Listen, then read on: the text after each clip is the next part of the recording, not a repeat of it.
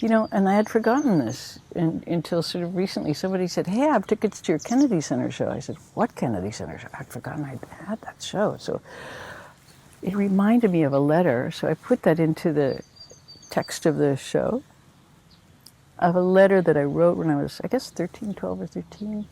And Senator Kennedy was running for president. He was running in the Wisconsin primaries. And I wrote him a letter saying, "Dear Senator Kennedy, I really admire the way you're running your campaign, and I'm running for president of my student council, and can you send me some tips, some advice?" You know, every 13-year-old say, "You're a twerp. You know, the world revolves around me, thank you very much." So anyway, he wrote me quite a long letter. And one of the bullet points was, find out what the students want and promise it. So I thought, wow, that's be a real ideologue. You know, don't do that. Be a representative. You know, find out what they want and help them get it. So a couple of months later, I wrote back to him and said, "Dear Senator Kennedy, I'm sorry I haven't gotten back to you sooner. I've been very busy. You know. And I've won my election, and best wishes in your election." And then he sent me a telegram, congratulations, and 12 red roses. So this is the front page of our local newspaper, the Glen Ellen News. You know, local girl receives roses from Jack Kennedy. And Jack knew how to play it. You know, he was really romantic. But also what he did, after I did the show at the Kennedy Center, and I'm going back there next week, actually. They asked me to come back because it's Jack's birthday. Will be his 100th birthday on May 29th.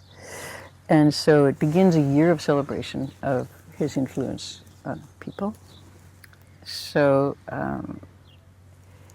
they gave me a book of quotations of Jack Kennedy, John F. Kennedy, and they were so beautiful.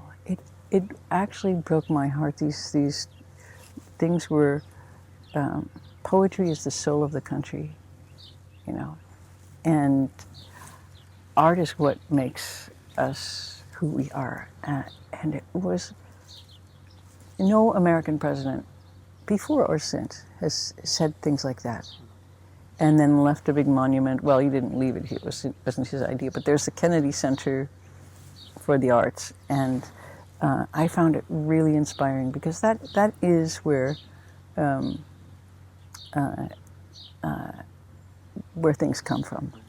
I mean, the fake energy comes from our main industries. Our main industry is, of course, weapons, and he had a lot of energy pouring into that as well, by the way. So the space program as well, which became a kind of military thing.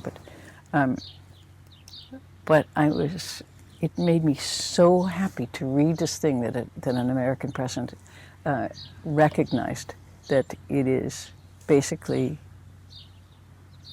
poetry and art that are the engine